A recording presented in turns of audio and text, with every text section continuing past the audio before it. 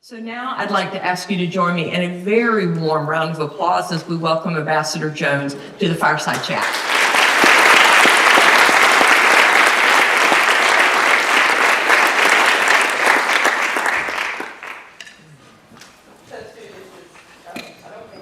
Hang on. It's really wonderful to sort of be doing this with you after all these years together. So I have to say I'm pretty thrilled to be doing this. So we agreed that we would talk about the podcast, The General and the Ambassador. And how did you come to record an episode for the General and the Ambassador podcast series?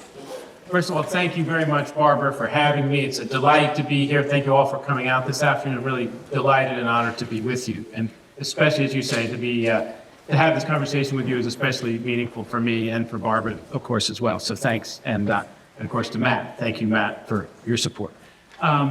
So, as you know, a wonderful woman at the American Academy of Diplomacy, an ambassador herself, Deborah McCarthy, came up with this idea of a podcast that would match military commanders and ambassadors to talk about their collaboration. And the idea is that this is a part of diplomacy and also a part of military work that is underreported and under-discussed. But I think the other agenda, as you probably know, is that the State Department is chronically under-resourced. And this is a source of concern not only for us diplomats, but for our comrades in the military. And frequently they would talk about how unfortunate it was that we did not have the resources we need to carry out their work. So they were very happy to participate in a program that would elevate understanding of the work we're doing so that Congress and others would take notice, possibly, and think about resourcing the State Department more adequately.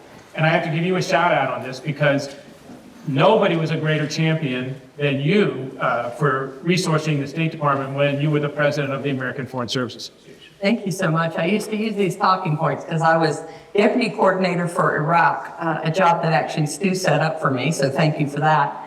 And we reached this point with the military where it wasn't going well. The insurgency had really blown up in Iraq, and they wanted to go to a counterinsurgency strategy, and they said, you know, it's pretty much 80% civilian what you need to do in counterinsurgency. And I remember doing the math and saying, you know, we're happy to do that, and we're awfully good with a small budget. But, you know, we get about a nickel on the dollar for everything that is spent in Iraq.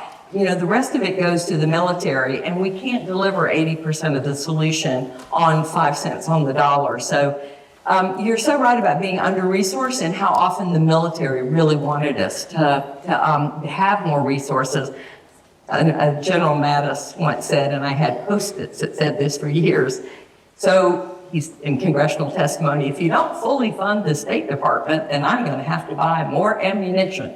And I used to love that because they were our best advocates in many ways. That's who I used to take with me to the Hill when I was getting the State Department budget restored. Stu, tell us about your relationship, though, with General McFarland.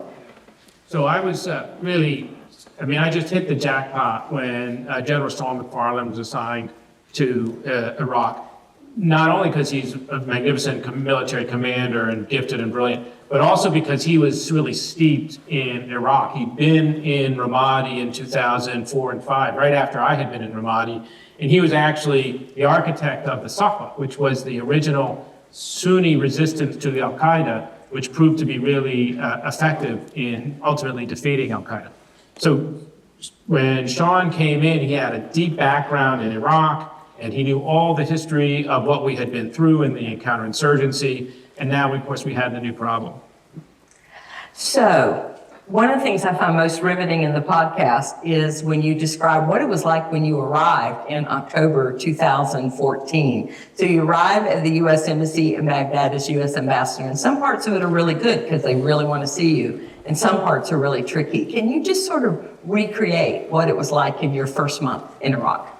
Yeah, so as you said, when I finally got out there, ISIS was 35 kilometers from Baghdad. It was an extremely dangerous situation.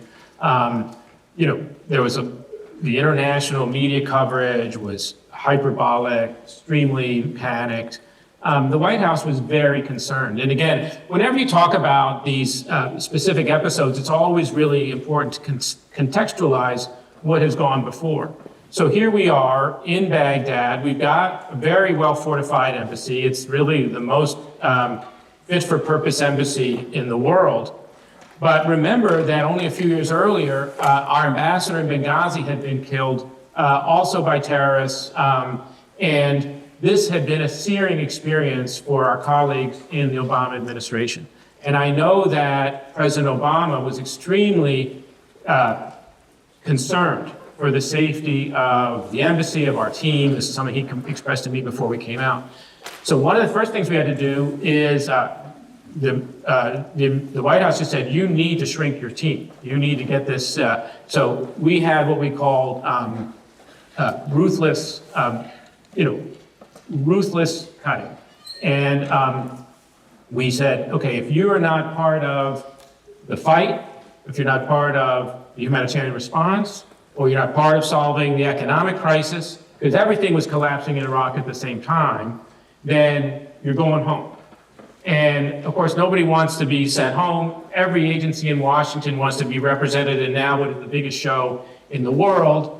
But fortunately, the White House gave me absolute support for that. In one episode, actually, even before I arrived, the FBI, which is a group of about 15 people, had just voted with their own feet and left without permission. So when I was going out, I was summoned by the director of FBI, and he said, I want you to take the FBI back in. And I said, hey, man, the White House is cutting my staff. You guys voted with your feet. You're not coming in. And that was right, because the FBI's role in Iraq was to coordinate with local law enforcement on terrorist threat in the United States. And local law enforcement at that time in Baghdad had no bandwidth for dealing with, our concerns about, U.S. domestic terrorism. So Stu, you say everything was collapsing at once. What was happening with the economy? Yeah, so again, this was 2014, so the world is still reeling from a worldwide recession. Of course, oil prices had already been depressed and further depressed now because of the encroachment of ISIS into the country. The Iraqi budget absolutely relies on oil revenues. There's no revenue in Iraq that is not oil revenues. So if the price of oil drops by 30%, the budget of Iraq drops by 30%. And that amount of money that's then flowing in the system drops by 30%. So, all of a sudden, the government couldn't meet its obligations. And so, in addition to having to fight ISIS, we had to figure out how to help the government of Iraq, meet its financial obligations to its own people. So I think one of the things I like most about this podcast is how much you incorporate the economic dynamics into the solution. So we're going to switch to the beginning of part 2 of the podcast, where you address the question, why were people, young men primarily, joining ISIS? And for all the students in here who are really interested in conflict dynamics and finding the best path to peace, listen carefully because you tell us why young people were joining ISIS and how'd you make it a little less attractive? Well, if you were, actually, I've been thinking about this, and Alberto Fernandez, our former colleague and friend, who was an outstanding Arabist and done a lot of research into the ISIS phenomenon, he writes about how effectively ISIS messaged to young Arab men, especially, throughout the Arab world. And as we know, the appeal was not to impoverished young men. Actually, the people who seemed to be attracted to the ISIS message were middle class, maybe not with great economic prospects themselves, of course young, many of them unemployed, but growing up with some education, and they were just really attracted to ISIS's appeal. ISIS had a very effective social media campaign, sinister in some ways.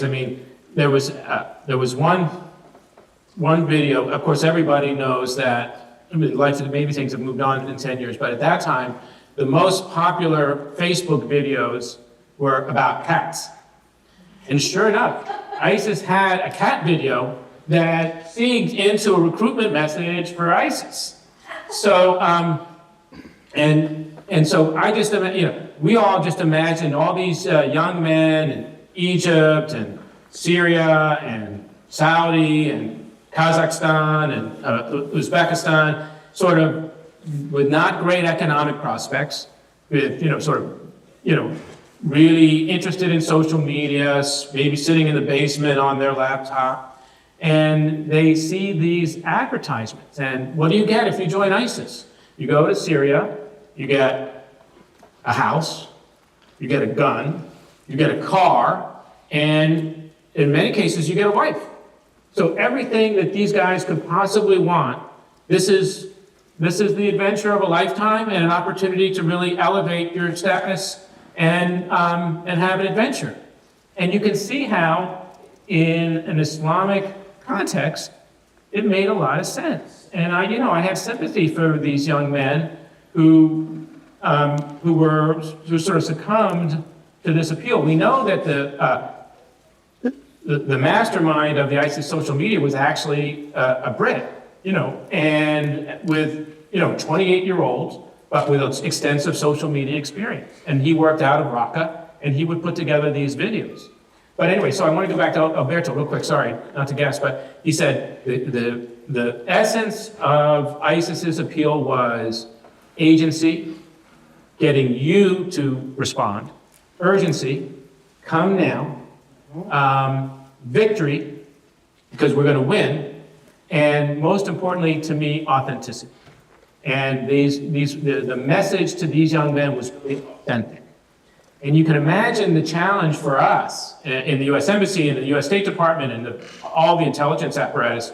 How do we combat that message of authenticity? And there's one other thing I want to say on this, and then is that the other thing I think that there's a component here that had to do with masculinity. And I think there was something in the appeal of ISIS that really drew young men in who wanted to flex their masculinity. And I think it's not only in Iraq that you find that this happens. To me, it is one of the real signatures of my kind of work on conflict, and it's something we could probably do a good talk on.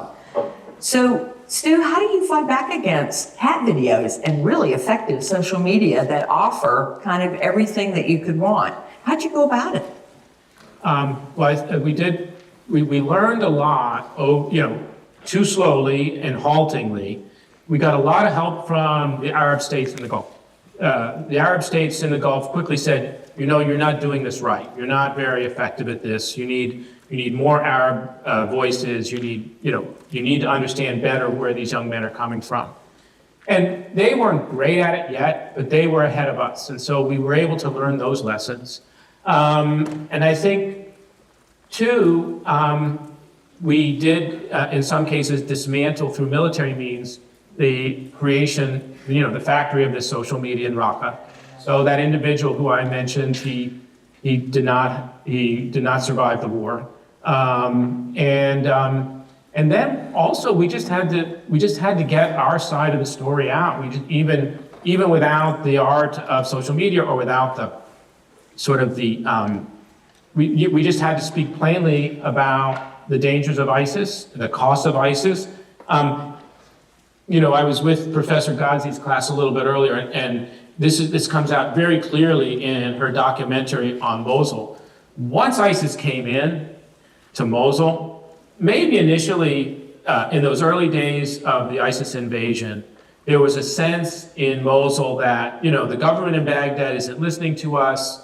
ISIS is going to come in and teach them a lesson, and we're kind of ambivalent about it. We don't like these people; they're a little nutty. But if they create some pain on Baghdad, who's mistreated us so badly, maybe it's not the worst thing. Now, other people from Mosul might dispute that, but I think that was a thread that we heard a lot. That said, within a short period of months, the people who were living in Mosul under the rule of ISIS found it to be excruciating. It was terrible. The limits on their lives, the limits on their commerce, the corruption, being displaced from people's homes. And now, I'm not just talking about the treatment of Christians or Yazidis. I'm talking about people, Sunnis. They didn't, as in 2004 and 2005, when the Sahwa expelled Al-Qaeda from Anbar, people in Mosul realized this is not what we wanted. And that message also really started to come out. And I think that was also very helpful. And it costs a bit of money to provide a car, a house, a wife, a gun. And did you do anything to affect the availability of money that was flowing into that? So again, I think this is where Sean was really brilliant. We knew obviously that, so ISIS had taken over huge swaths of Syria. Syria is not the largest oil producer in the Middle East, but it produces enough oil to sustain ISIS. And they had control geographically of the main refinery. And this oil was being smuggled all over the region with impunity. I mean, it was being bought up in Turkey, it was being bought up in Iraq, it was being bought up in Iran, and it was generating a lot of money. And that's exactly what you said, is that this was financing the juggernaut that became ISIS. So how did we stop that? And it was really a military solution. One of the things that, so at times we would strike and they also would have these sort of temporary refineries near some of the oil wells. So you could bomb them, but 2 weeks later they repaired them. Right. And so we, rather than bombing the refineries, Sean dropped leaflets and told the truck drivers, if you keep picking up oil at this location, we are going to blow you up. And then in some cases he did, he acted on that threat, and that made it much less attractive to be delivering oil for ISIS. But the really poetic solution, which I was telling one of the classes earlier today, is that it turns out they decided to park a lot of their cash in the vault in the central bank of Mosul, the state, the Mosul branch of the National Bank. And there were tens and tens of millions of dollars in this vault. And Sean just dropped a gravity bomb right through the top of the building. It went 3 stories down, blew the whole thing up. Apparently there were dollar bills floating all over. And so that took out us. And within weeks, in the intel, we were seeing reports that, there's not enough money to pay us this month. We're not going to get paid now. We're not going to have, there's not enough money for this. And so we saw almost immediate effect of squeezing them on the financial side. So I'm just going to use the moderator's privilege here to say, this idea about asking where is the money coming from and is there a way to slow it down can be one of the best ways to keep an insurgency from just surging and getting bigger and bigger. I haven't really met an insurgency yet that didn't make the people feel like the people of Mosul felt about a month into it. It's not a good experience for folks. So can we talk about the Kurds for a minute? They are an important part of the makeup of Iraq, and we talk about them as though they're a united force, but I wanted you to kind of talk about that. Are they a united force, and just how do they figure in Iraq's modern history? Iraq and Syria. So just to step back, the Kurds, as many of you know, there are about 25 to 35 million Kurds in the world, but it's the largest nation that doesn't have a country. So the Kurds are spread through southeastern Turkey, through northeastern Syria, of course in northern Iraq, into Iran. And of course, there are different factions of Kurds, as you would expect. There's the PKK organization, which has led a terrorist assault on Turkey for nearly 40 years. In northern Iraq, you had a very stable apparatus, which was essential to the founding of modern Iraq after the U.S. invasion, led by 2 major parties, the KDP, which is based in Erbil under the leadership of the Barzani family, and the PUK, which is based in Sulaymaniyah, under the leadership of the Talabani family. And for the first 10 years of Iraq's modern history, the Kurds, by being unified, had been able to significantly influence conditions in Baghdad. They were able to influence the outcomes of selection of prime minister. They always controlled crucial ministries. They controlled them. For years, the foreign minister was a Kurd, and they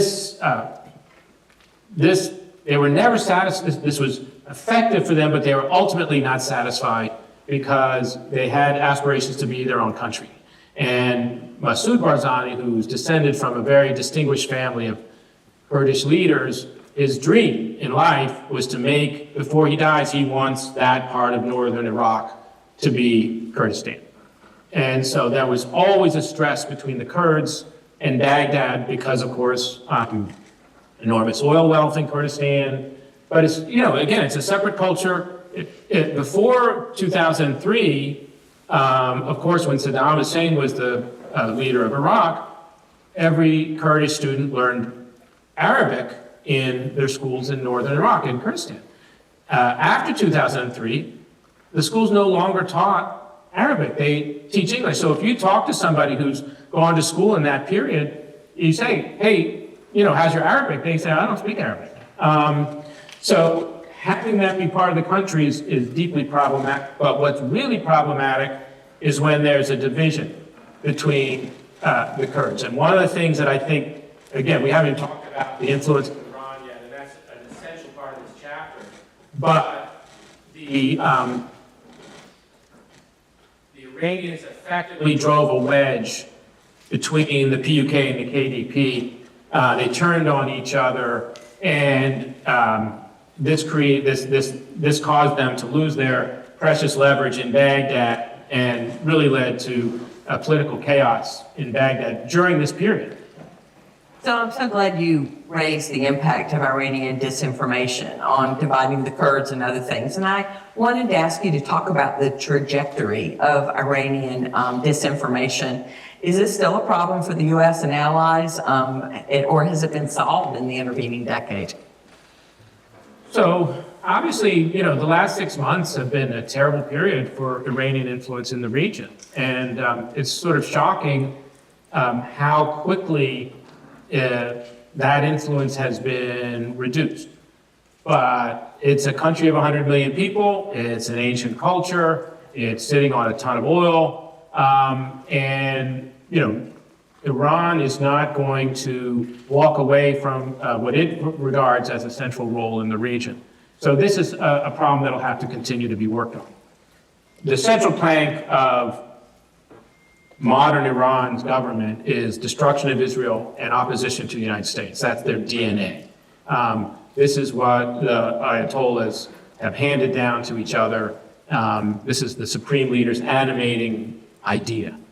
So there's no way for the United States to have Congress with Iran. And so Iran was in a very peculiar position in 2014 when ISIS entered, because they could see that ISIS could take Iraq back from them, and everything that they'd achieved in the intervening 10 years after the United States eliminated Saddam Hussein could be lost.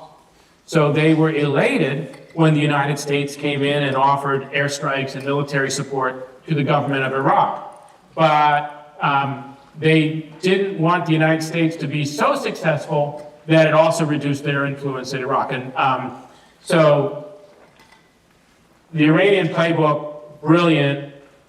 Qasem Soleimani, genius military leader, genius political leader, incredibly energetic. They did 2 or 3 things that I think were really crucial. One is, as you know, when ISIS came in, the Iraqi security forces crumbled.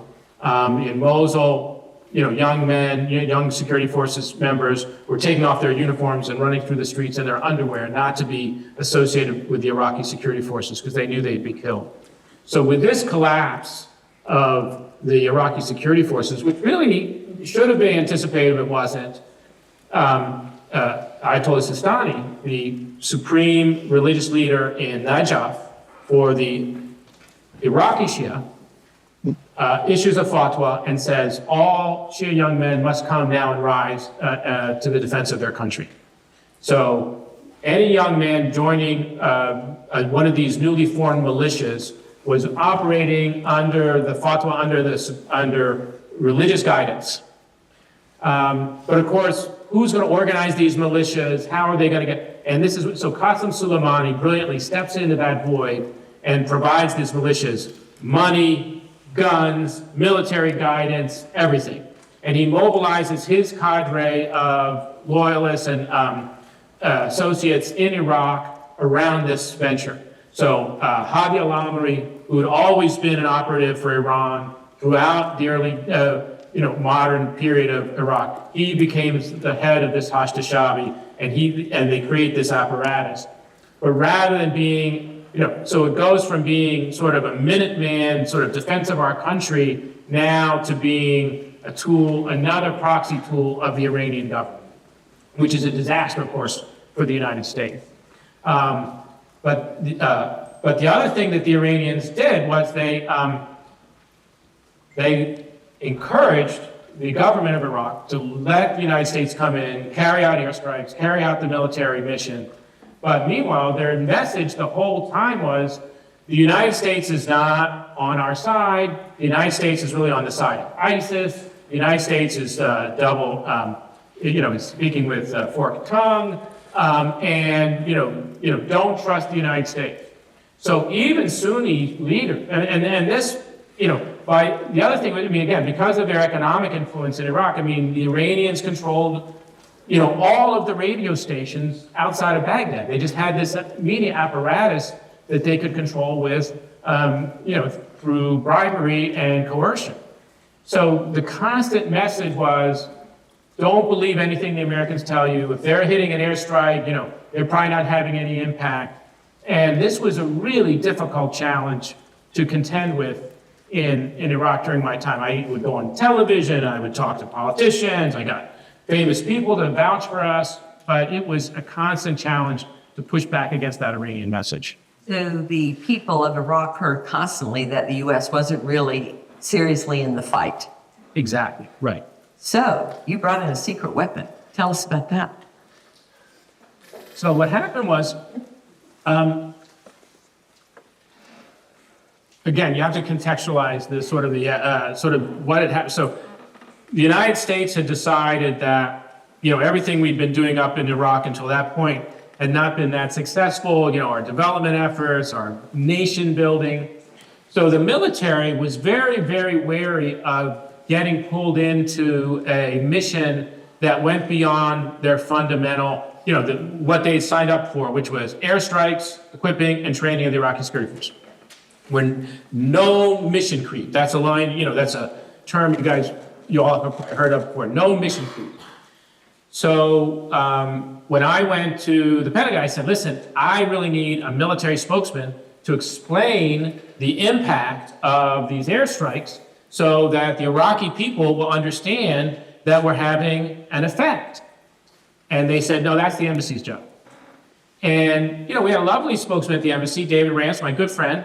He didn't know anything about airstrikes. He doesn't know how to talk about, his Arabic was quite good, but he couldn't stand up in front of the cameras and talk about these airstrikes. And also, let's face it, having a lieutenant colonel stand in front of the camera in his uniform and talk about these airstrikes brought enormous credibility. So we went 3 rounds, and finally, Admiral John Kirby, who is the spokesman for the NSC during the last 4 years under the Biden administration, but then he was at the Pentagon managing public affairs. I finally persuaded him. He sends out a wonderful guy by the name of Steve Walker, and I really believe that Steve had a profound influence. There were a few times when he, sort of stepped out of line. It's very, the world is one media market today, right? So what you say in Iraq is reported in Washington. What you say in Washington is reported in Baghdad, and, it has to be parsed.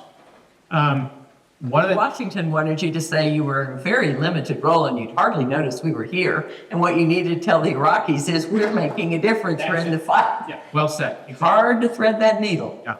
So for example, I wanted to say how many ISIS fighters the airstrikes were killing.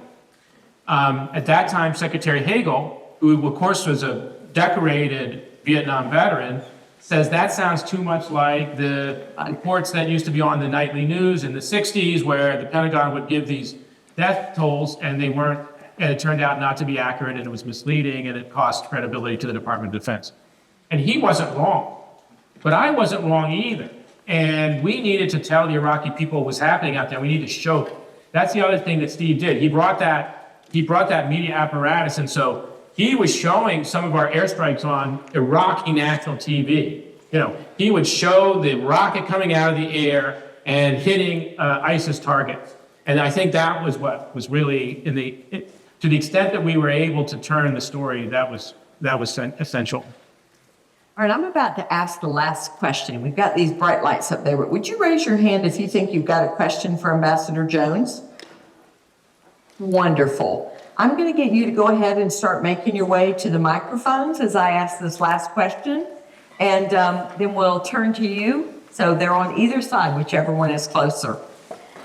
So the last question I want to ask Stu is, you know, in all the years I've known you, you've always put a real premium on humanitarian relief to reduce the suffering of people that are being affected by these conflict situations.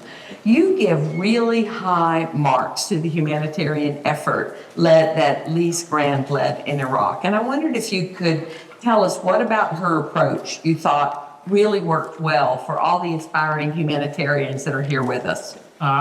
So Lise Grand, again, I can't tell you how blessed and fortunate I was to be able to be partnered with Sean McFarland when I was appointed to Baghdad. But I feel the same way about being assigned with Lise Grand. I mean, she is the preeminent humanitarian lead official in the United Nations. She's tireless, she's irreverent, she's afraid of no one. And, you know, her impact, there's no question in my mind that she saved hundreds of thousands of lives. How did she do it? She was fearless. I recall one time she had got me to pay for these 2 generators to go to an area called Al-Hadin to provide electricity for the community. And we did. And I said, what are you going to do about security? She said, I've got security worked out. And within days, both the generators had been stolen. So now look, I mean, these are difficult times. I wasn't going to, but I said, what are we going to do, Lise? She said, I've already done it. I went up there and I said, give me back my generator. And they said, how about one of them? And she said, no, I want them both. I mean, this is like absolutely on the front lines of the fight. And she got them both back through dint of her persuasion. Again, she had a real gift for dealing with local people and persuading people to buy into her program. Another thing that she did, which I thought was, I think, unprecedented, is we knew that and we were talking about this with Professor Ghazi's class earlier.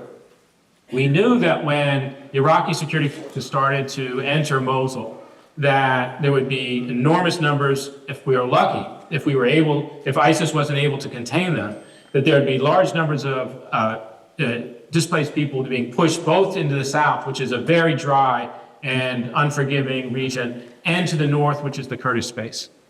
So we brought Lise into the military planning of the operation so that she could show the military officers where we wanted to have these release spaces where, you know, IDPs would be able to find water and food and shelter and things like this. And again, under very difficult conditions. I mean, but still they would be able to survive. And they would be and then we would put them on buses and get them down to Anbar province. And, you know, this was really incredibly innovative and done on a massive scale and largely successful. She also negotiated with the Kurds to allow the IDPs to come up from Mosul, which, you know, they were nervous about ISIS fighters infiltrating into the refugee community, the IDP community, in the internally displaced community, and you know, disguised as IDPs, and then continue to carry out the war there. So everything that she did was incredibly well thought out. The other thing that she did was, for those of you who worked with the United Nations is an incredibly balkanized organization. So you have UNICEF, And UNICEF does certain things. You have UNDP, and UNDP does certain things, and some of the things they do is what UNICEF does, but they're not supposed to do that, and then et cetera, and then UNHCR for the refugees. And all of these fiefdoms in the UN just focused on what they're doing themselves, and they weren't really working together.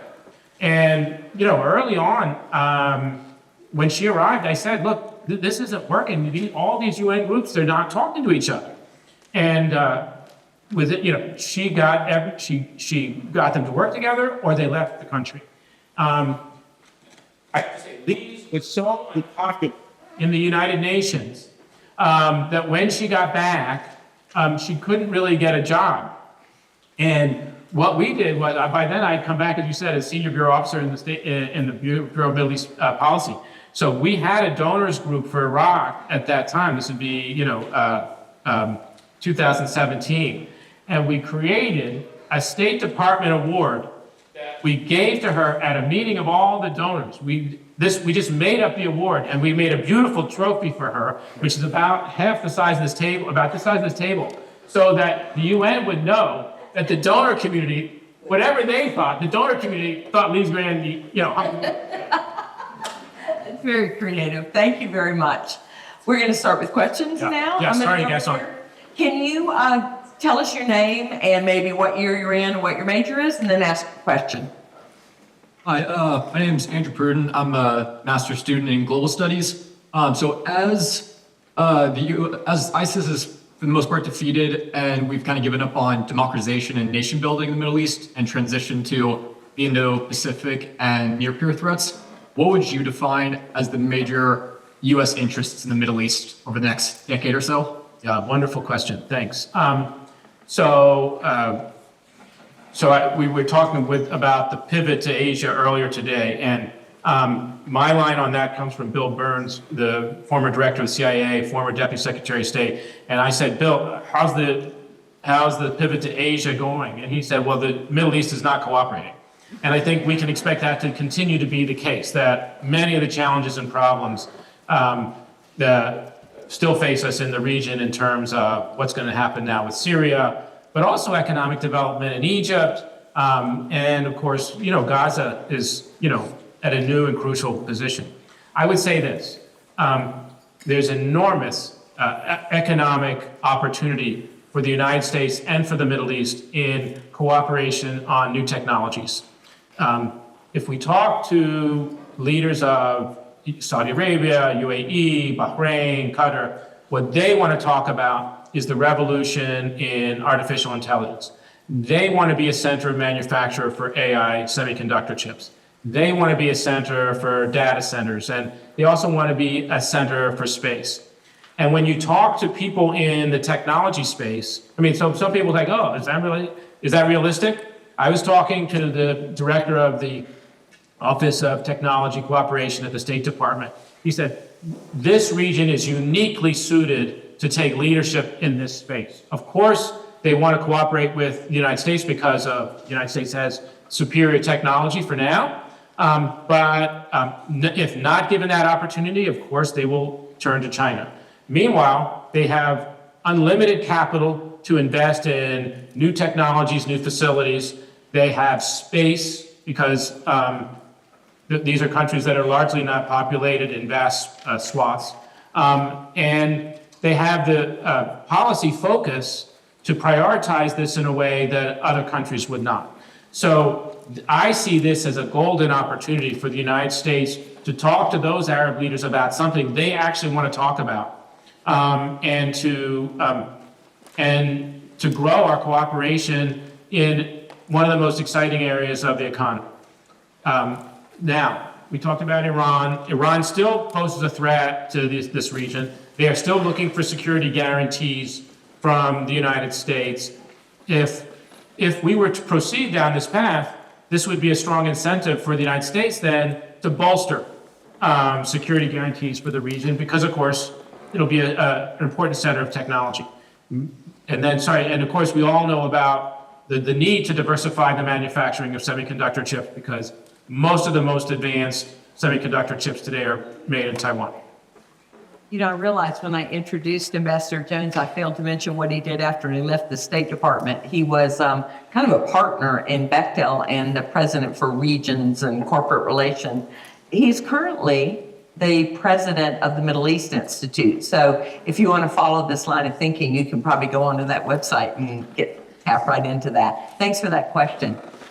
Hi, I'm a freshman. I just had a quick question.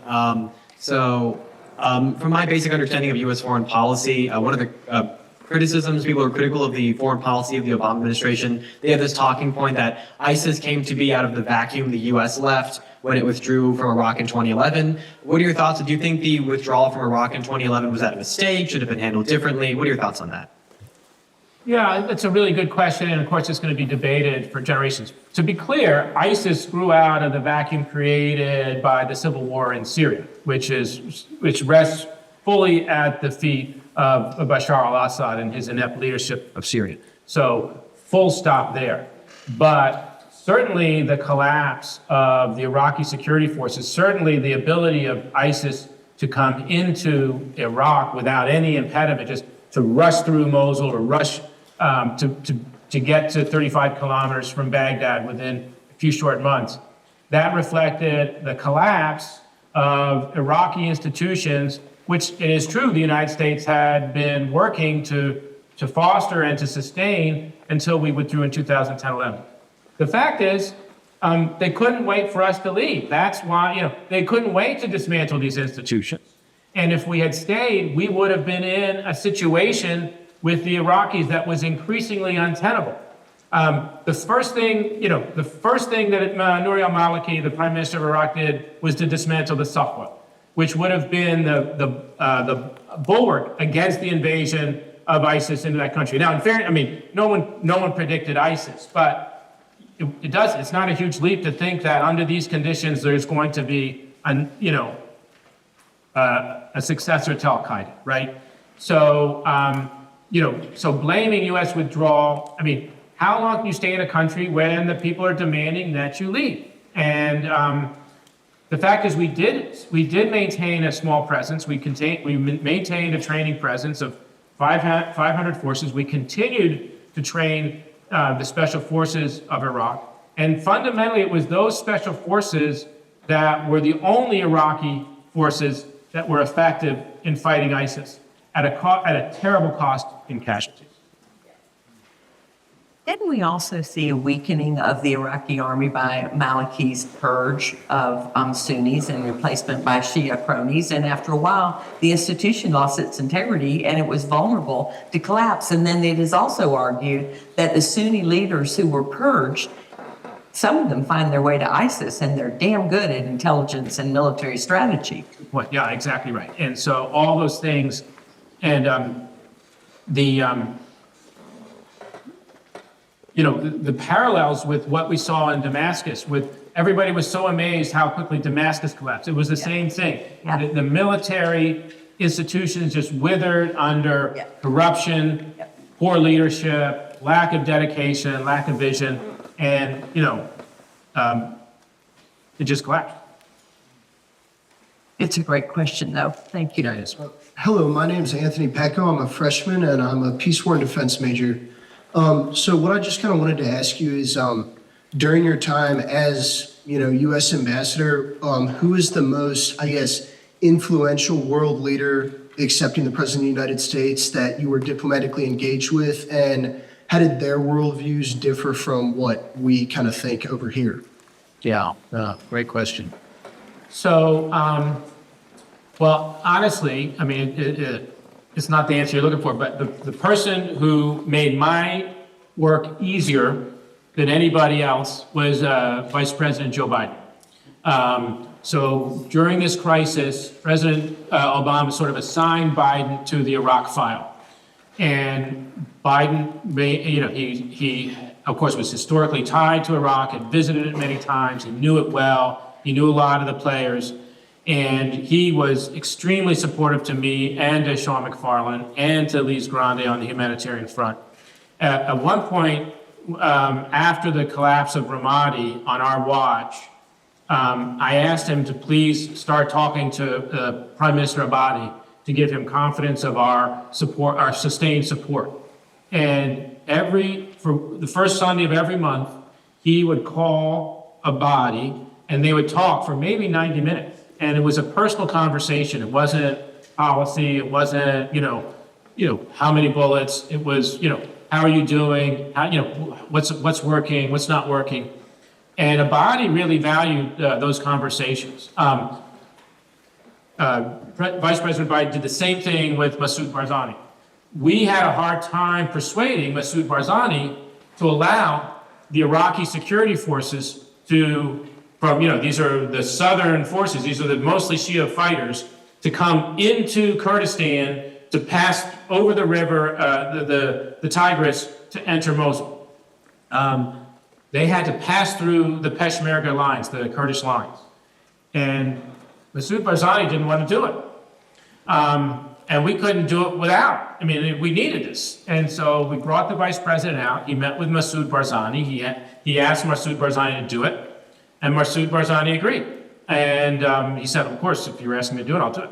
So that was crucial. So at several stages, Vice President Biden, deserves authentic credit for his leadership in this space. And of course, he wasn't getting any votes for this. This was not a popular initiative at that time. So it was out of his commitment to the nation. Yes. Hello, thank you for meeting to talk with us today. It's been such an honor to hear this discussion. My name is Megan Lamb. I'm a junior studying global studies and public policy. So my question kind of relates to how you guys mentioned how there's the sort of encouragement of including Arabic voices in the fight against ISIS. So I was wondering, what was the process, what did it look like for American forces or agencies reaching out to on-ground Iraqi organizations?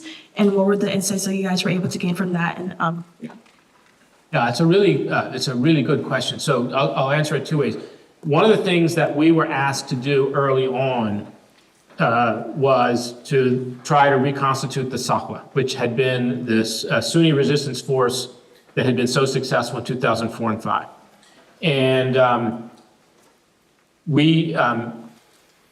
but the U.S. military wanted the embassy to do it, and we weren't really equipped to do it. So I identified a small team of special forces officers and sort of enlisted them into this mission, and we worked collaboratively.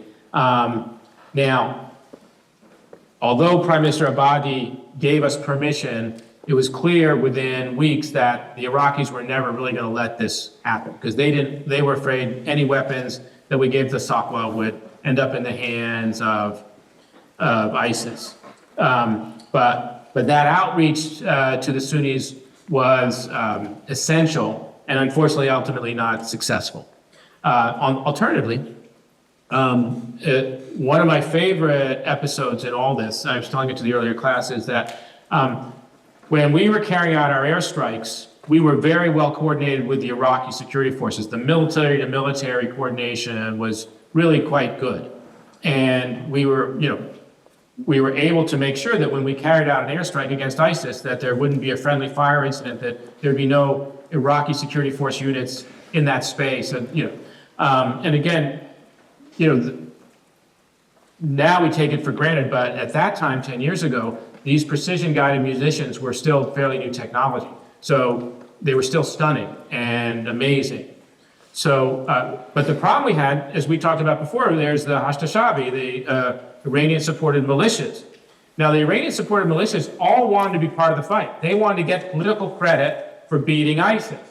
And they weren't above taking advantage of our airstrikes, but frequently they would, they were frequently trying to get ahead of the Iraqi security forces so that they could be in the battle before the Iraqi security forces and get credit for a win. And there was the head of it, I mentioned his name earlier, Hadi al-Amri. He was sort of the commander of this, and he had big political ambitions, and this is what he wanted. This is one way he saw to advance his political career. He had designs on being prime minister. So Sean McFarland and I, we went to see him. And we said, if you lead your Hashd-e-Shaabi in places where we're doing airstrikes and you don't know where we're doing airstrikes and we don't know where your people are going to get killed. And we don't want that because we don't want to get blamed for being part of a conspiracy against, the Hashd-e-Shaabi or against Iraq or, again, we're fighting this Iranian narrative anyway. And you don't want that either because, it won't be good for your political career if your units are getting shelled and you're losing casualties this way. So you are going to have to cooperate with the Iraqi security forces for your locations.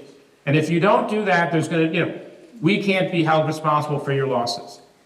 And it was a very good, I'd known Hadi al-Amri from previous assignments in Iraq. Sean did not, but Sean and Hadi al-Amri immediately, because of their military, their shared military expertise, they immediately understood each other and had a rapport.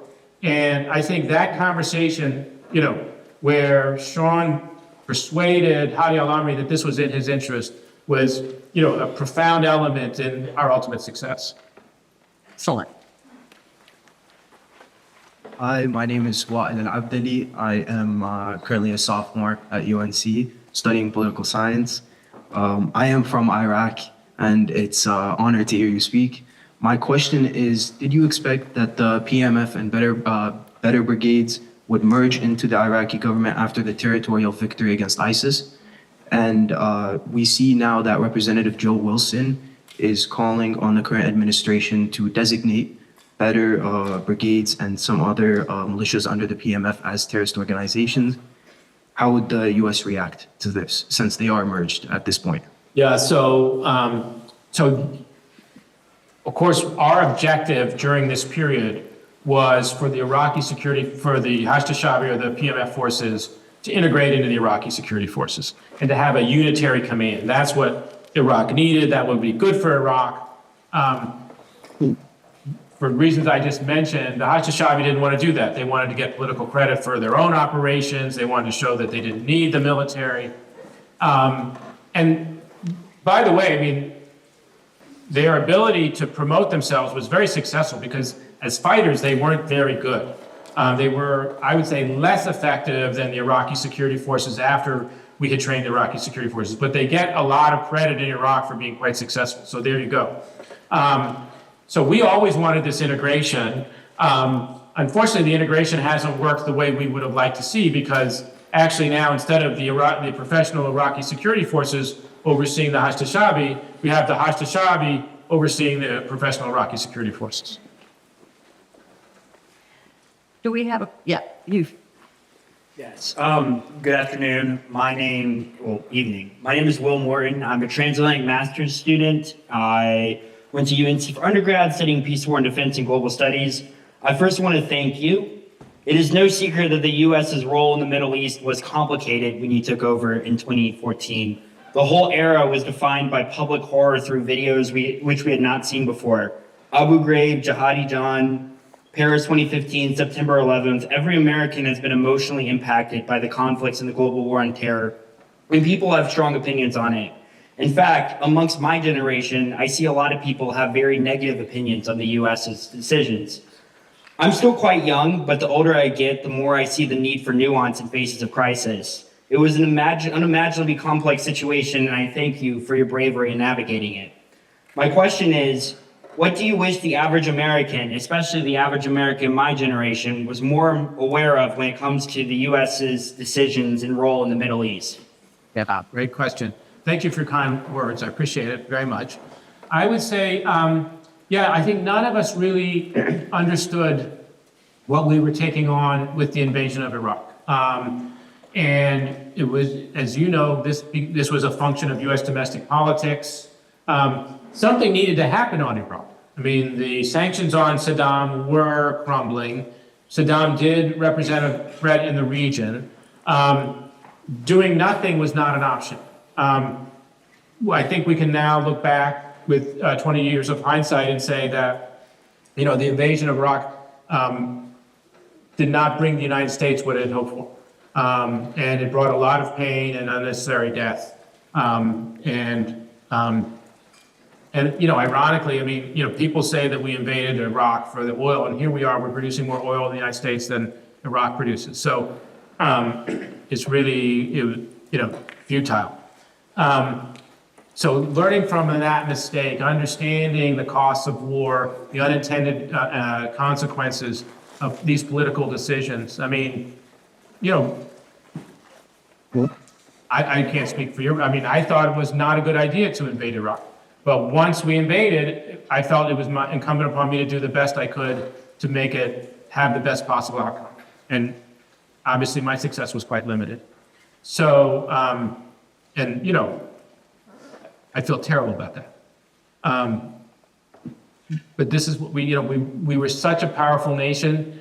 We're still a very powerful nation. But in 2003, we were a powerful nation that didn't realize the unintended consequences of what we were doing. Thank you. Won't come to a better ending, so I'm going to go ahead and call it there and ask you to be the first ones to talk to Ambassador Jones when we go out. And for the record, I thought invading Iraq was the biggest mistake we made during my entire adult life. But I also joined because when you make a mess, you've got an obligation to try to clean it up and make it as right as you can. So I think presented very, very difficult challenges for our whole generation of Foreign Service officers and for so many men and women in uniform who also served. So this was a great diplomatic discussion. This is the kind of thing I always hope diplomatic discussions will get to. So thank you so much, Stu, for doing this. Thank you. Thank you.